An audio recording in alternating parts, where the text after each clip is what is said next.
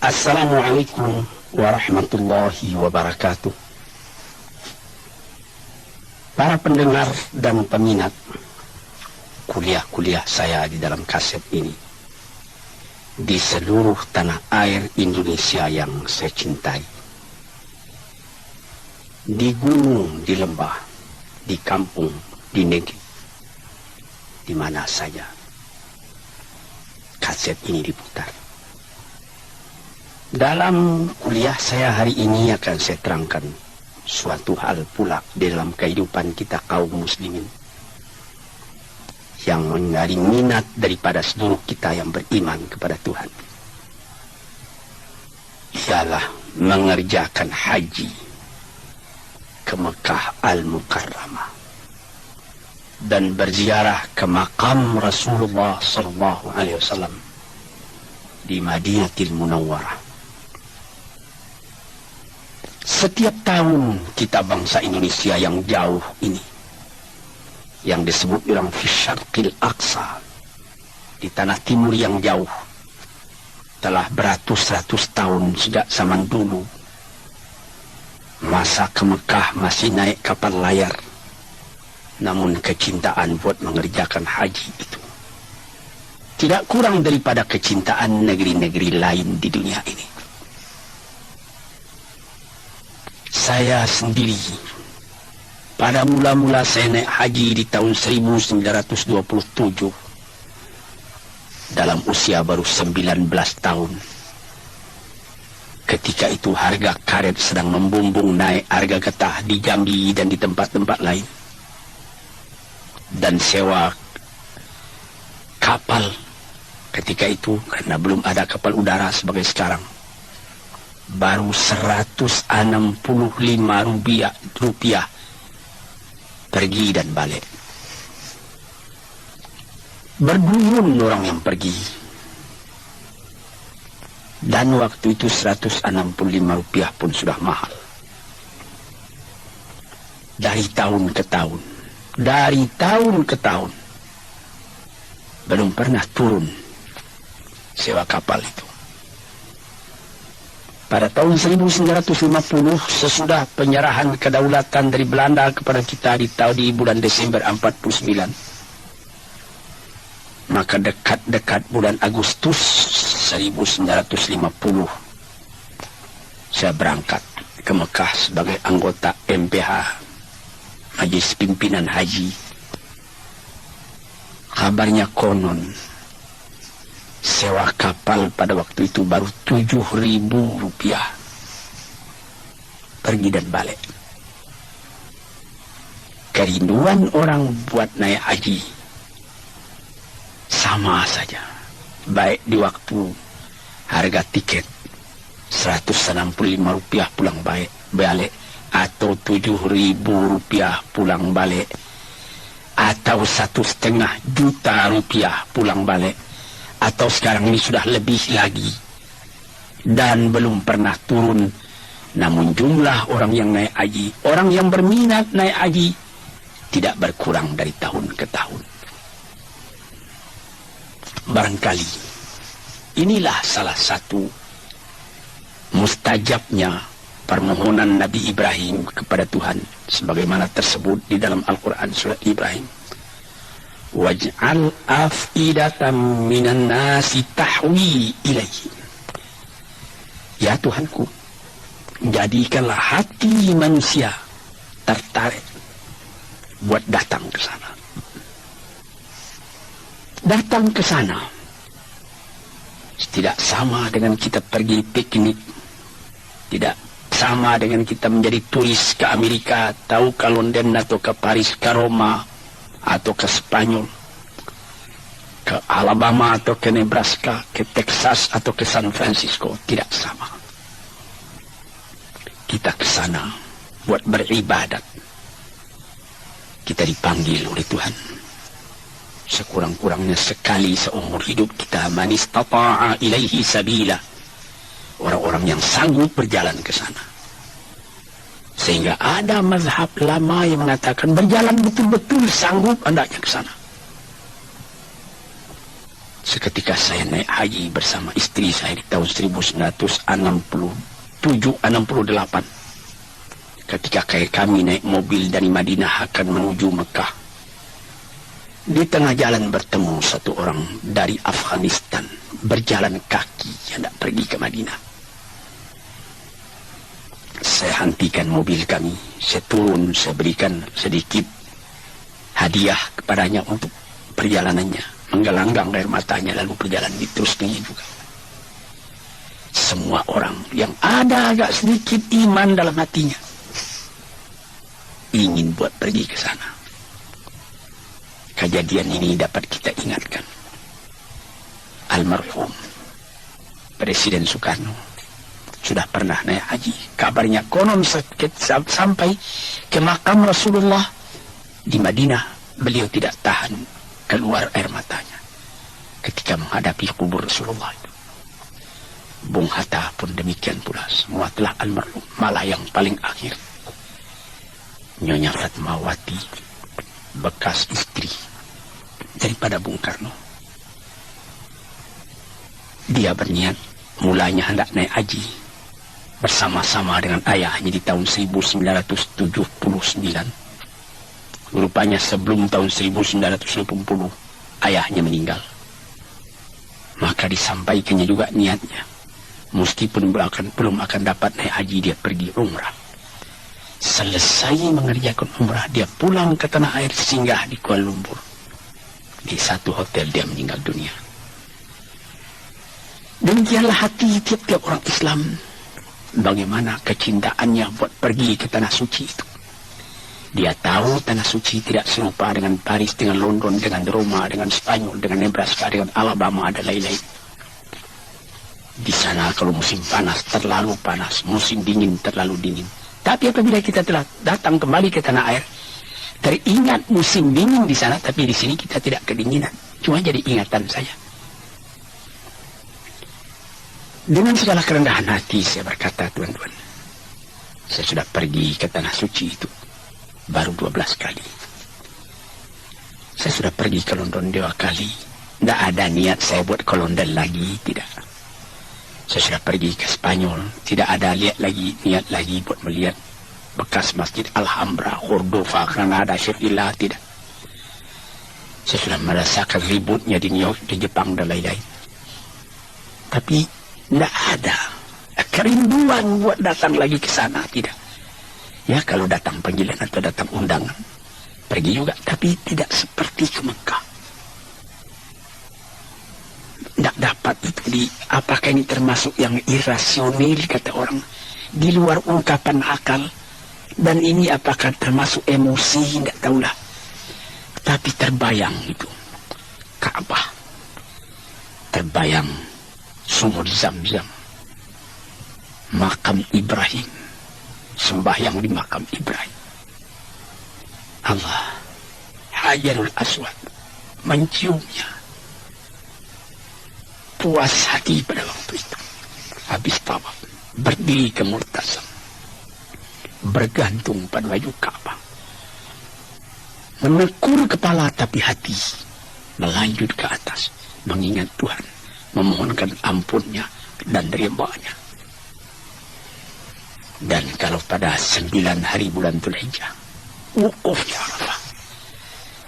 Sudah berapa kali saya wukuf, tidak dapat saya gambarkan. Tiap wukuf, tiap air mata titik tergambar padang mahsyar akan kita tempuh di belakang hari.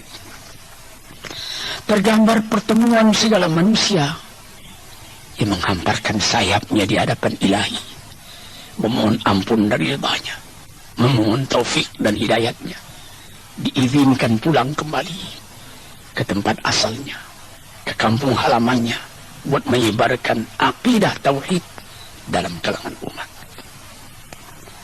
Apalagi kalau saudara sampai pula ke Madinatul Munawwarah, tempat Nabi kita hijrah. 10 tahun beliau tinggal di sana, berjuang siang malam menegakkan tauhid, memperkuat irfan, pengenalan dengan Allah. Tuan-tuan yang terhormat, apabila Tuan masuk ke dalam Masjid Madinah itu, selesai sembahyang, Tuan pergi ke Raudhah. Mula-mula Tuan sembahyang di Raudhah, yang dikatakan oleh Nabi, inna ma baina qabri wa mimbari raudhatu min riyadil jannah. Di antara kuburku dan mimbarku ada suatu taman yang indah, taman surga katanya. Orang berkerumun sembahyang ke sana. Sesudah itu pergi ziarah ke kubur Rasulullah, mengucapkan salam kepada beliau, karena beliau sendiri mengatakan, segala salam yang engkau sampaikan kepadaku, aku dengar sampai, dan itu semua aku jawab. Tuan-tuan yang terhormat, inilah yang dinamakan di dalam ilmu tasawuf dzauq, perasaan. Dalam kehidupan ini, di samping akal, di samping iradah, kemauan, ada lagi namanya atifah, perasaan. Perasaan inilah yang kita didik dengan segala ibadat yang kita kerjakan, seperti tahajud tengah malam atau ketika naik haji tadi. Tuan-tuan, saudara-saudaraku yang kuhormati, kita pun tahu bagaimana banyaknya yang harus kita kerjakan, syarat-syarat yang mesti kita penuhi. Mula-mula menyetor uang kepada bank. Sesudah kita mendapat keinginan buat pergi di store ONH, ongkos naik haji, menunggu bulannya, menunggu waktunya. Kita naik kapal terbang atau naik kapal api. Biasa kebanyakan sekarang ini kapal terbang. Dahulu dengan kapal haji 14 hari pergi, 14 hari pulang, 28 hari. Di sana kita agak 3 bulan, sekarang lebih cepat. Ke sana kita paling banyak 10 jam, pulang 10 jam, 20 jam. Di sana pun ada 40 hari atau kurang lagi. Tetapi saya juga pernah melihat kawan saya. Dia datang dengan kapal terbang ke Mekah. Selesai dia mengerjakan haji, tiba-tiba sudah lekas mesti pulang, menangis dia. Yang lebih menjadikan kita punya air mata titik lagi waktu tawaf wada, mengerjakan tawaf selamat tinggal, selamat berpisah dengan Ka'bah itu sendiri. Sehingga ada orang yang berjalan menghadap terus ke Ka'bah walaupun dia akan keluar. Tiba di pintu akan keluar dari masjid itu, titik air mata yang minta kepada Tuhan, beri aku kesempatan lagi ya Allah buat datang ke tempat ini. Saya sendiri pun pernah waktu asar saya masuk ke Masjid Madinah. Sesudah tahiyatul masjid 2 rakaat, saya duduk di sebelah kiri saya kubur Rasulullah. Saya berkata seorang diri, tidak didengar oleh orang lain, tapi didengar oleh semangat saya sendiri.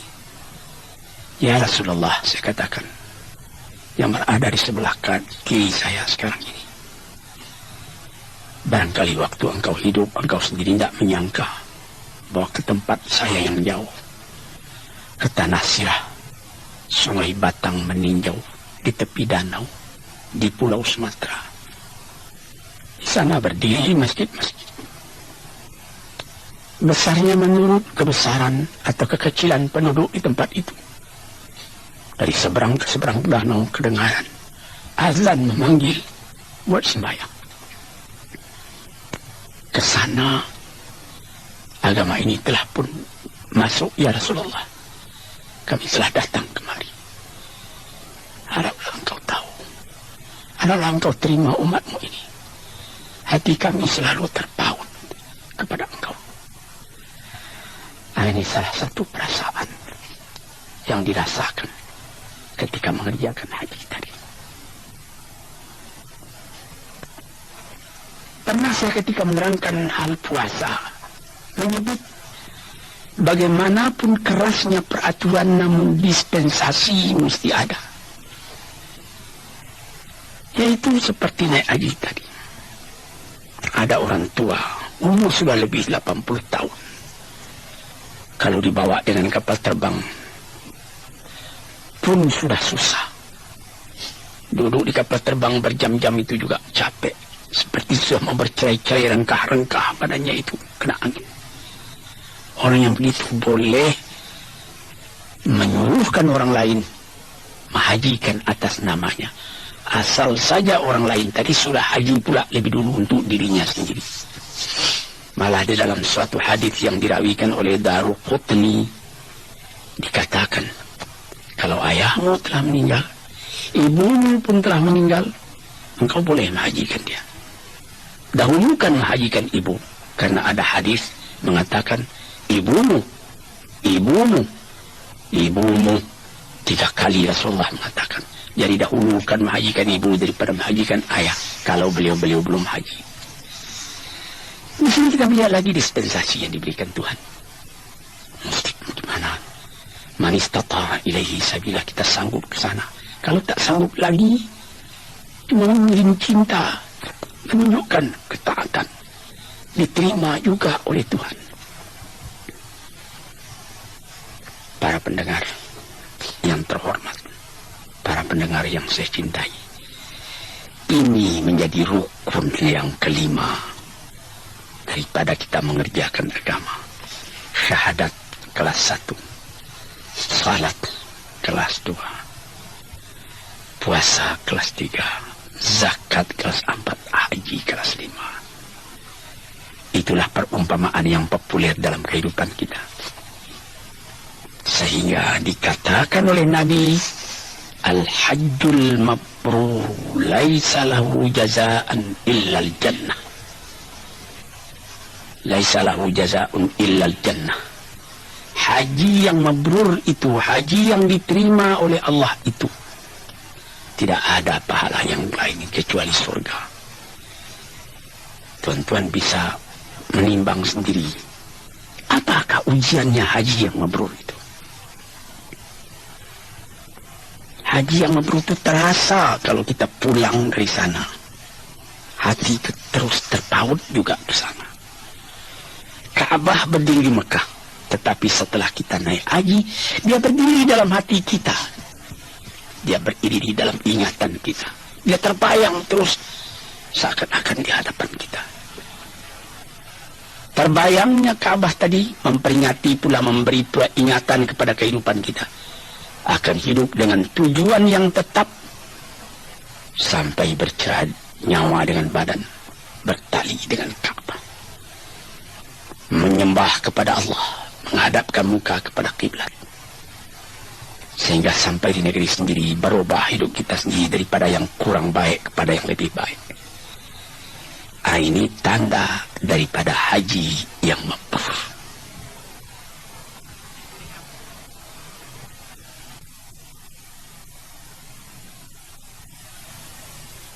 Para pendengar dan para peminat yang saya cintai, di dalam mengerjakan haji itu, haji besar, Al-Hajjul Akbar, haji besar itu ialah 9 hari bulan Dzulhijjah, ketika kita wukuf di Arafah. Besoknya 10 bulan Dzulhijjah, kita sudah bergegas cepat menuju Makkah buat tawaf ifadah. Sesudah itu kita kembali ke Mina, barang 2 atau 3 hari. Di dalam Al-Quran dikatakannya, faman ta'ajjala fi yaumaini fala isma alaih. 2 hari tak berdosa, 3 hari pun tidak. Liman ittaqa, barang siapa yang kuat sampai 3 hari. Yang penting sangat kita perhatikan ketika kita mulai akan naik haji ataupun umrah, yaitu haji kecil yang kita kerjakan pada setiap waktu, seperti waktu sekarang ini bukan musim haji, sebagaimana yang dilakukan oleh Ibu Fatmawati, Ibu Rahmi Hatta dan lain-lain pada umrah yang telah lalu tahun 1400 Hijriah. Maka mengerjakan haji itu kita disuruh memakai pakaian yang lain dari pakaian yang biasa, yaitu pakaian ihram. Pakaian ihram bagi kita laki-laki ialah dua helai kain yang tidak dijahit, tidak dikarungkan. Pertama, untuk penutup aurat kita menjadi diikatkan ke pinggang. Kedua, menjadi selimut kita yang diselempangkan di bahu kita.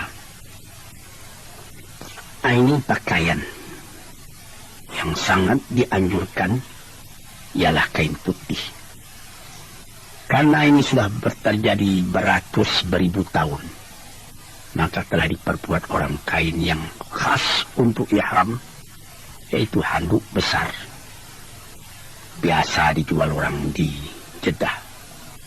Bahkan sekarang pun, pada tahun-tahun yang sudah disedia kain-kain ihram itu dijual di toko Sarinah di Jalan Tamrin. Apa hikmatnya memakai pakaian ini? Supaya terasa betul kesamaan kita di hadapan Allah. Inna akramakum indallahi atqakum.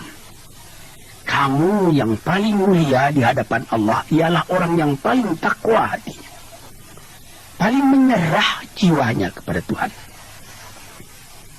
Jadi kalau sekiranya seorang jenderal dengan bintang 4 dan bintang-bintang jasa yang terletak di dada, itulah tanda dia jenderal. Hari itu ungkai pakaian jenderal itu, buka, ganti dengan pakaian ihram. Kalau sekiranya seorang berpangkat tinggi, atau dia kaisar, atau dia imperior, atau dia presiden sekalipun dengan pakaian-pakaian dinas tertentu, bintang gemerlapan pada dada, tanggalkan pada hari itu, ganti dengan pakaian ihram. Sehingga dapat kita lihat pada waktu ihram itu, tidak ada perbedaan antara serdadu dengan jenderal, antara kapiten dengan letnan, antara petani dari rimba-rimba sebelah Yaman atau sebelah Najd dengan pengembala unta kaum Badui dari padang pasir, antara datuk-datuk dari Minangkabau, antara raden-raden dari tanah Jawa, antara andi-andi dari Sulawesi, antara gusti-gusti dari Kalimantan, antara para pangeran dari Jawa, dan lain-lain, dan lain-lain. Tak ada perbedaan sama sekali. Orang semuanya memakai pakaian yang sama. Dan ada lagi tersebut di dalam suatu hadis. Apabila ada orang sedang memakai pakaian ihram itu meninggal, kuburkanlah dia bersama dengan pakaian ihramnya itu. Jangan ditutup mukanya. Dikatakan bahwa nanti apabila kiamat datang, kam labista yawman aw ba'da yawm. Berapa lamanya engkau tidur di sini? 1 hari ataupun setengah hari, katanya. Padahal ini sudah jutaan tahun. Apa yang dulu dikeluarkannya? Labbaik Allahumma labbaik. Dia sangka dia masih mengerjakan haji. Labbaik Allahumma labbaik. Inilah yang kita baca selama kita mengerjakan ihram tadi. Labbaik Allahumma labbaik. Innal hamda wan ni'mata laka wal mulka la syarika laka. Ya Tuhanku, aku telah datang kemari memperkenankan panggilanmu. Aku telah datang. Tidak ada syarikat bagi engkau, tak ada sekutu bagi engkau, esa engkau. Tidak bersekutu dengan yang lain. Segala puji-pujian, segala kekuasaan, semuanya di tangan engkau. Tidak ada sekutu engkau dengan yang lain. Inilah yang dibaca pada waktu itu. Tuan-tuan yang terhormat. Seakan-akan terbayang di hadapan kita bagaimana ratanya padang Arafah itu. Jauh saujana mata memandang padang Arafah. Khaimah-khaimah berdiri beratus ribu banyaknya. Sejak dari zuhur sudah kedengaran orang membaca munajat, seruannya, ratapannya, pengaduannya, rintihannya kepada Tuhan. Minta diampuni dosanya, minta ditunjukkan jalannya lurus dalam kehidupan, minta terang, an-nur, terang, jangan kegelapan. Tiap tahun, tiap-tiap pergi naik haji, wukuf di Arafah, terbenam ke dalam hati perasaan. Sum-sum jiwa kita terasa kebahagiaan hati menjadi seorang muslim yang menyerahkan dirinya kepada Tuhan. Tuan-tuan, saudara-saudara, laki-laki dan perempuan, itulah yang saya mengatakan pada permulaan perkataan saya tadi. Bagaimana terpautnya hati ke sana hendak mengerjakan ibadat itu, dan bagaimana pula kerinduan orang hendak meneruskan ziarah kepada kubur Rasulullah, sehingga menjadi syair daripada ahli-ahli penyair mengatakan, ya Rasulullah, telah tertanam kerinduan hendak menziarahi engkau dalam jiwaku. Moga-moga Allah melimpahkan kurnia kepadaku, sehingga ringan langkahku buat pergi menziarahi engkau itu. Syauqi ila haramin nabiyil hadi, fa'asa afuzu bimaqsadi wa muradi. Kerinduanku ialah hendak pergi menyiar, menunjukkan cinta, menitikkan air mata, merindui engkau, karena engkau pun rindu kepadaku. Moga-moga tercapailah maksudku ini. Saudara-saudara yang terhormat, saya katakan tadi, haji yang mabrur itu tidak ada yang lainnya akan dia terima, melainkan diterima Tuhan di dalam surga. Haji yang mabrur itu kayaumin waladathu. Haji yang mabrur itu membuat orang setelah selesai haji sama dengan waktu dia lahir daripada perut ibunya. Bersih dia daripada dosa. Hadirin dan hadirat yang saya cintai, yang saya muliakan, inilah beberapa tanda-tanda daripada kita orang Islam.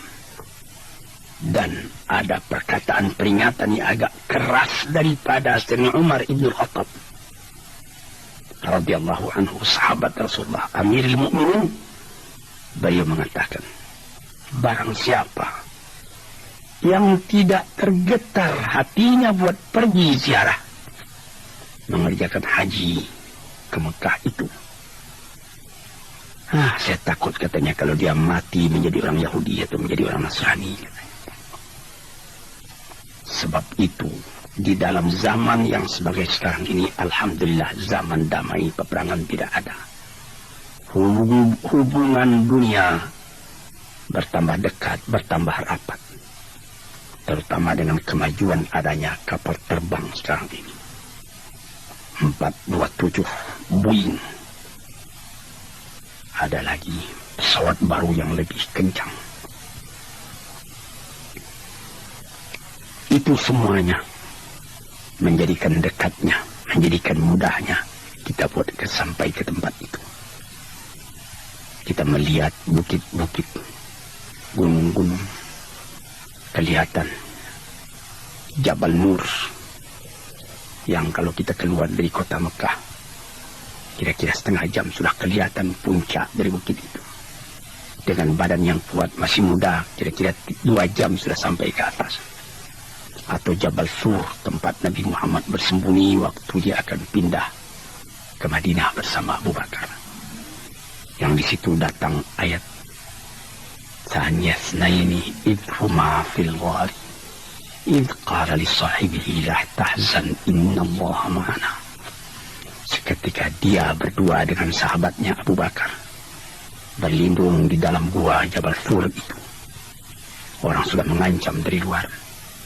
Abu Bakar sudah cemas, Kalau Nabi kelihatan, bukan dia cemas jiwanya sendiri, biar dia mati asal Nabi jangan tersinggung. Tapi Nabi membujuknya, la ta'zan, kau jangan berduka cita, Allah bersama kita. Hadirin, saudara-saudaraku, laki-laki dan perempuan, semuanya ini adalah hal-hal kejadian yang kita alami semuanya dan lekat dalam hati kita, dan kita ingin berulang kembali. Apabila kita sa'i antara Safa dan Marwah, membaca doa-doa yang maksur daripada Rasulullah. Apabila sesudah itu kita punya kepala digunting rambut kita, tahallul namanya, kita sudah boleh memakai pakaian yang biasa kembali sesudah pakaian ihram.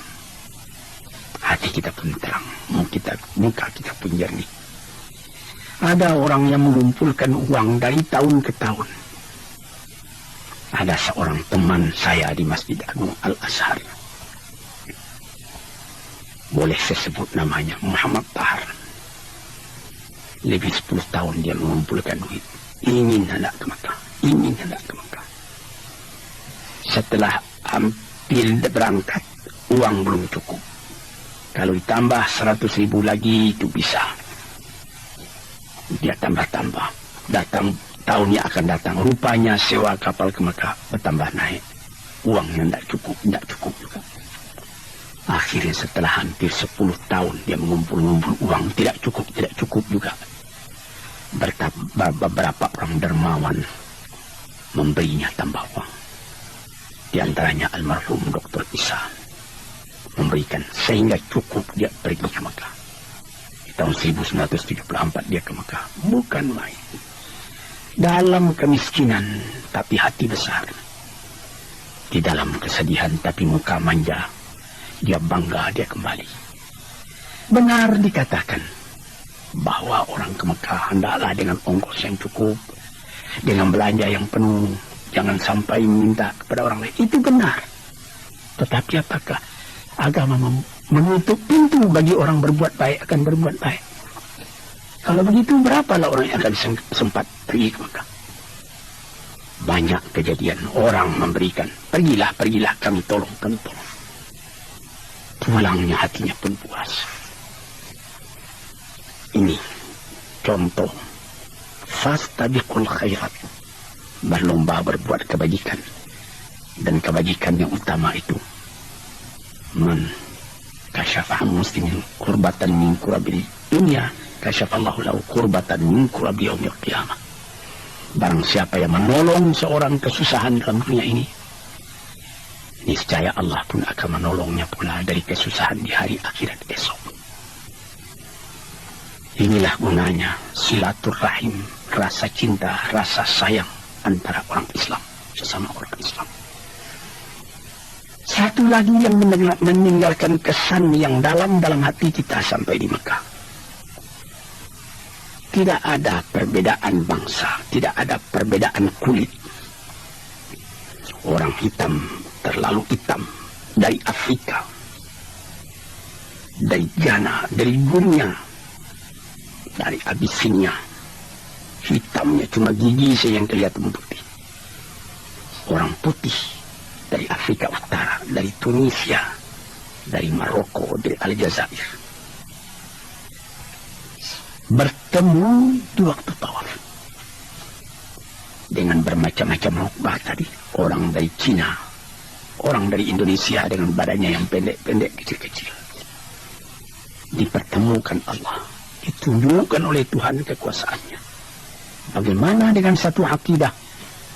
Bangsa yang bertebaran di seluruh dunia itu dapat bersatu ke satu tempat, merendahkan diri kepada Allah Subhanahu wa Ta'ala. Ini padahal di dunia ini masih terdapat, di negeri-negeri yang katanya sudah maju, masih terdapat apa yang disebut apartheid, pembedaan warna kulit. Sebagai di Afrika Selatan sampai sekarang masih saja menjadi kemelut politik. Baru di Zimbabwe yang baru terlepas, di Rhodesia, Padahal di Amerika sendiri masih belum hilang. Di negeri yang katanya sudah sangat maju. Di Mekah tidak ada itu perbedaan kulit begitu. Orang melihat di mana-mana ada orang hitam, ada orang putih, ada orang kuning. Di dalam Masjidil Haram beberapa orang hitam dari Afrika sedang duduk membaca zikir. Saya pernah melihat membaca wirid, entah kitab Dalailul Khairat, entah apa kitab yang lain. Tiba-tiba kelihatan oleh orang Perancis yang sedang jalan juga memegang kitab itu. Dia juga rupanya bacaannya itu, dia duduk ke tengah-tengah orang hitam-hitam tadi, turut berzikir bersama-sama, turut melagukan bersama-sama, spontan. Jiwa begini, tuan-tuan yang terhormat, yang cuma ada dalam Islam, termasuk akidah. Sehingga pernah di zaman Nabi sendiri Abu Dzar, dia bertengkar dengan Bilal. Bilal itu hitam. Lalu disebut oleh Abi Dzar, ya Aswad, hitam. Marah Nabi. Bumi katanya, langit dan bumi tidak seberat itu. Engkau menyebut orang menghinakan orang menyebut hitam. Menyesal Abu Dzar, dia letakkan pipinya di atas tanah. Injak olehmu, hai Bilal. Injak. Aku sudah terlanjur. Itu tertulis dalam kehidupan orang muslim. Inna akramakum indallahi atqakum. Kamu yang mulia di sisi Allah ialah orang yang takwa kepadanya. Tuan-tuan, saudara-saudara, hadirin hadirat yang mendengarkan kuliah di kaset ini, kalau belum ke Mekah, niatkanlah dalam hati. Apabila betul-betul sudah ada dalam hatimu niat yang suci, insya Allah akan saudara disampaikan oleh Tuhan. Apabila telah datang panggilan naik haji, moga-moga diberi Allah Ta'ala rezeki saudara bayar ONH-nya, berangkat ke Mekah, rasakan nyaman itu, berjumpa dengan kawan dari seluruh dunia, kesankan amalan itu dalam jiwa. Kemudian itu, kembalilah ke tanah air. Saudara akan menjadi orang baru. Dalam keadaan yang begini, keadaan di tanah air kita sendiri. Dan hati saudara pun, insya Allah akan tambah lama, tambah dekat kepada masjid. Tempat menekunkan hati, mengingat Allah Subhanahu wa Ta'ala. Moga-moga menjadi haji yang mabrur. Menjadi sa'i yang masykur. Menjadi perniagaan rohani yang tidak pernah rugi. Sekianlah, moga-moga Allah memberikan rahmatnya kepada kita. Wassalamualaikum warahmatullahi wabarakatuh.